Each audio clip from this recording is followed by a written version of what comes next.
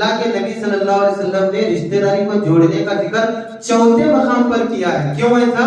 اہم سیڑھی ہے. چوتھا یعنی آخری بیان فرمایا اللہ کے نبی نے، اس لیے کہ اپنے آپ کو عقیدہ توحید کا ماننے والا بہت آسانی سے مان سکتا ہے. میں نماز پڑھتا ہوں، یہ بھی آسانی سے ہے. روزہ بھی رکھ سکتا ہوں، یہ بھی آسانی سے بول سکتا ہے. رشتہ داری کا قائم کرنا بہت بڑی بات ہے، اسی لیے چوتھی سیڑھی ہے، اہم سیڑھی ہے. ہم سب کو چاہیے کہ ہم رشتہ داری کو قائم کریں. السلام علیکم ورحمۃ اللہ وبرکاتہ. بسم اللہ الرحمن الرحیم. حامدا ومصليا اما بعد. عن ابي ايوب خالد بن زيد الانصاري رضي الله تعالى عنه ان رجلا قال يا رسول الله اخبرني بعمل يدخلني الجنه ويباعدني من النار. فقال النبي صلى الله عليه وسلم تعبد الله ولا تشركوا به شيئا وتقيموا الصلاه وتؤتي الزكاه وتصل الرحم. متفق علیہ. رواه البخاری فی کتاب الزکاۃ ورواه مسلم فی کتاب الایمان. حضرات مصلیان کرام، بزرگان دین، نوجوان دوستو، عزیز پیارے بچوں، الحمدللہ اس حدیث کی روشنی میں آج کا عنوان درس ہے رشتہ داروں کے ساتھ اچھا سلوک کرنے اور ان کے جائز حقوق کو ادا کرنے کا بیان. اس حدیث کے اندر ایک بہت اہم بات کی طرف اشارہ کیا گیا ہے. انشاءاللہ ویسے آج اتوار ہے، اگر آپ لوگ توجہ دیں گے تو ایک 2-3 منٹ زیادہ بھی ہو سکتا ہے، چونکہ رشتہ داری کے حقوق کے عنوان پر یہ آخری درس ہے اور اتفاق سے آج اتوار بھی ہے. انشاءاللہ اگر آپ انگلی بھی کریں گے تھوڑا بس تو ختم کر دیں گے انشاءاللہ. حدیث دیکھیے، بہت بہترین حدیث ہے.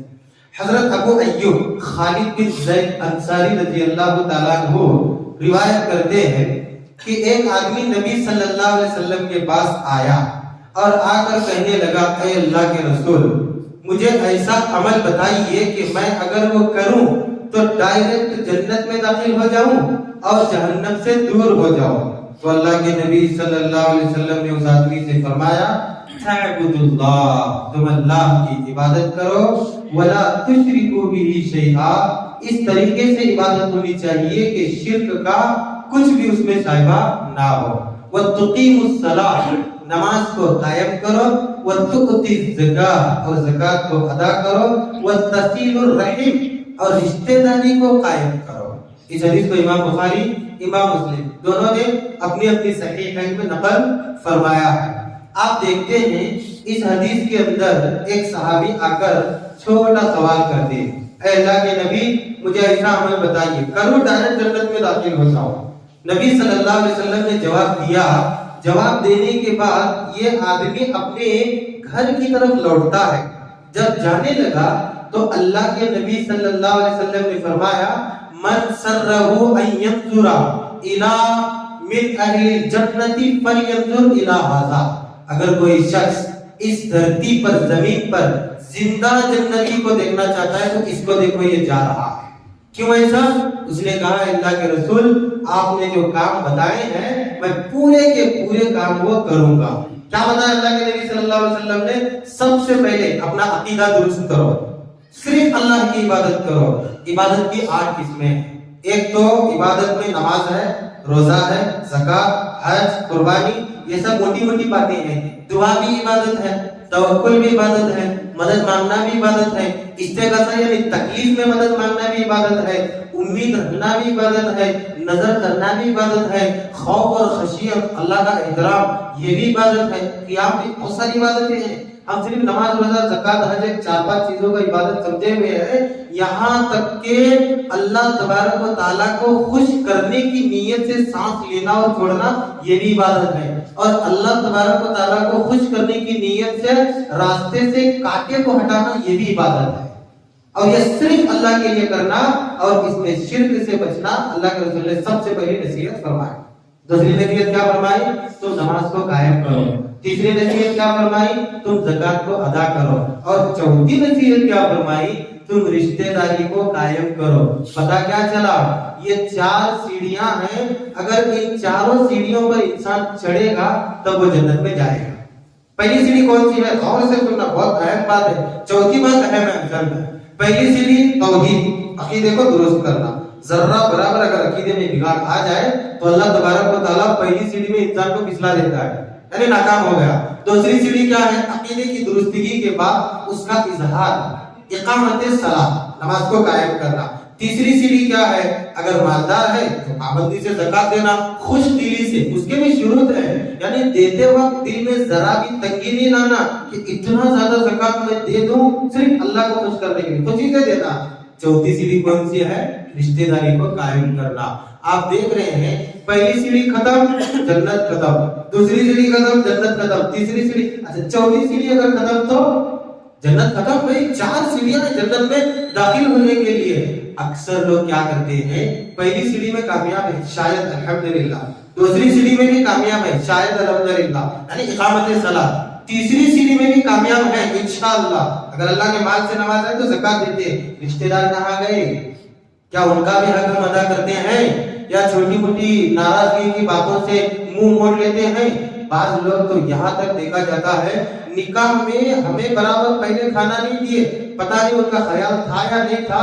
اس بات کو اتنا بڑا کیا جاتا ہے، یہ ردی ہے لیکن یہ مسئلہ عادی بن جاتا ہے اور رشتہ داری توڑنا شروع ہو جاتے ہیں. کہاں گئی ہماری نماز، عقیدہ، توحید، زکات؟ اور آپ کو معلوم ہے میں حدیث کو جانتا ہوں، کچھ طالب علم ہوں. اللہ کے نبی صلی اللہ علیہ وسلم نے رشتہ داری کو جوڑنے کا ذکر چوتھے مقام پر کیا ہے. کیوں ایسا؟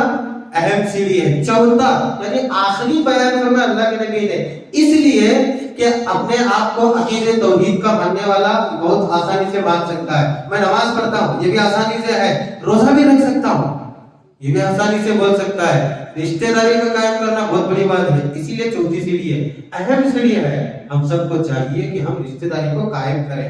جب چوتھی سیڑھی اور اہم سیڑھی ہے رشتہ داری کو قائم کرنا، تو سوال یہ پیدا ہوتا ہے یہ اتنا اہم ہے تو ہمیں کرنا چاہیے، ضرور کرنا چاہیے. سوال پیدا ہوتا ہے نا، لیکن اس کا طریقہ کار کیا ہوگا؟ کیسے ہم رشتہ داروں کو خوش کریں یا ان کے حقوق کو کیسے ہم ادا کریں؟ کیسا ہم اس سیڑھی کو پار کر کے جنت میں داخل ہوں؟ ہر کوئی یہی سوچتا ہوگا نا. رشتہ دار کس چیز کے لیے اللہ نے بنایا؟ ہمارے لیے بنایا ہے. تو رشتہ داری قائم کرنے کے کچھ قرآن اور حدیث میں طریقے ہیں. وہ طریقے اگر ہم جان لیں انشاءاللہ تو پھر ہم ضرور رشتہ داری کا حق ادا کرتے ہیں. اکثر لوگ شکایتیں لے کر بیٹھتے ہیں، کیا کرنا رشتہ داروں کے لیے، ملنا جلنا وغیرہ. مطلب کیا ہے رشتہ داری قائم کرنے کا؟ سب سے پہلا کام یہ ہے کہ رشتہ دار ایک دوسرے کی جائز کاموں میں مدد کریں. اس سے بہت محبت بڑھتی ہے، تعلق مضبوط ہوتا ہے. گرچہ آپ ان کی بڑی مصیبت میں چھوٹی مدد کریں لیکن یہ چھوٹی مصیبت بھی ان کو خوش کر دیتی ہے. اللہ تبارک و تعالیٰ نے قرآن میں کیا فرمایا ہے؟ تعاونوا علی البر والتقوی ولا تعاونوا علی الاثم والعدوان.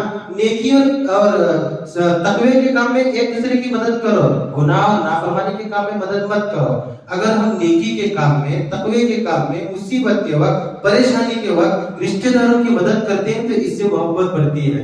ایک بات میں آپ کو بتاؤں، ہم مدد کہاں کرتے ہیں؟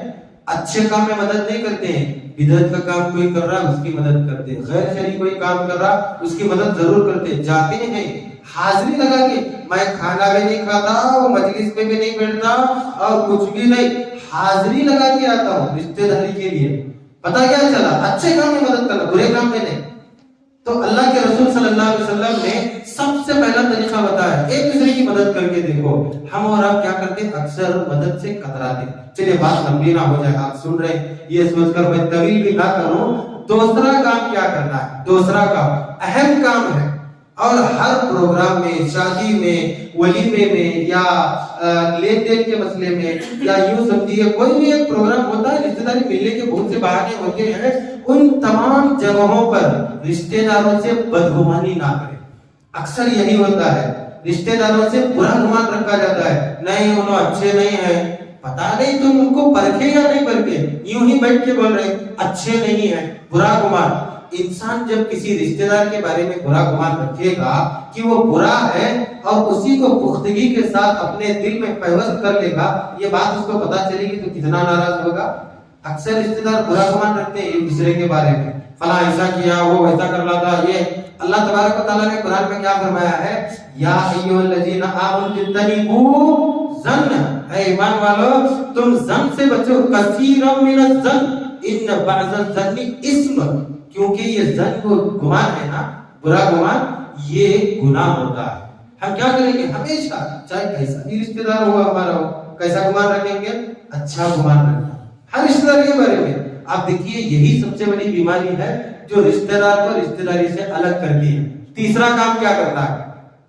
اگر ہم رشتہ داری کو قائم کرنا چاہتے ہیں، رشتہ داری کو بڑھاوا دینا چاہتے ہیں، تو ہمارے لیے ضروری ہے کہ ہم ان کو نام نہ رکھیں۔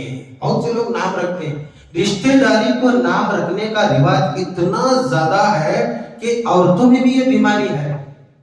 نند کو نام رکھے، وغیرہ وغیرہ، ساس کو نام رکھے، کوئی داماد کو، کوئی سسر کو، کوئی سالے کو، کوئی بہنوئی کو، کوئی پھوپھا کو، کوئی ماموں کو، نام بہت رکھتے ہیں رشتہ داری میں، بہت زیادہ نام رکھتے ہیں۔ وہ فلاں، وہ ایسا ہے، وہ فلاں، برا نام رکھتے ہیں، برا نام، صرف اور صرف اس کی برائی کرتے ہیں اور برا نام رکھتے ہیں۔ اللہ تبارک و تعالیٰ نے اس سے بھی منع فرمایا ہے۔